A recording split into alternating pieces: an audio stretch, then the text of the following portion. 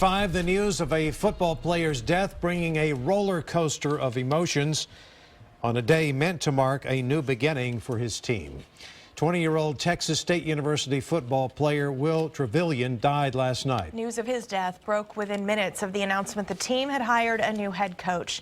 KXAN's Chris SADEGHI spoke to an assistant coach and joins us live from Bobcat Stadium in San Marcos. Chris? Well, Shannon, any excitement is definitely tapered. Right now, a new head coach is being introduced, but it happens just hours after assistant coaches had to call up the players on this team to tell them they'd lost a teammate. It's a hard time. Bittersweet's probably the best way I can explain it. That's about the only word that fits. A celebration of a new era starts with a loss. There's a new start to the Bobcat football program, and we've lost one of our own. As Bobcat offensive line coach, Brad Bedell was Will Trevillion's position coach. What a great young man to have in your room.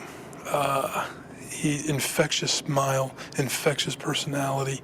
A graduate of Hayes High School where he played for the Rebels, sources close to the Bobcats say he collapsed on Wednesday and died hours later, and that a few months ago he went through a medical procedure to correct troubled breathing.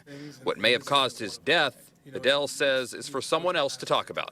There's no reason to speculate on what happened to him, and it's not fair too, to be quite honest with you. And he doesn't feel like he's just lost a player, but that he lost a person, and a good one. And an autopsy will be performed as is standard procedure. Also, just prior to introducing the new head coach, the athletic director, Larry Tice, was emotional as he said today's a very tough day and that counselors would be made available to players. The new coach, Everett Withers himself, began his remarks by expressing condolences. We'll have more from that press conference a little bit later on in the newscast with sports director Roger Wallace. For now, we're live in San Marcos. Chris SADEGHI, KXAN News. Chris, thank you. And we're told Bobcat players were contacted by phone because they are not expected back on campus until next week. Police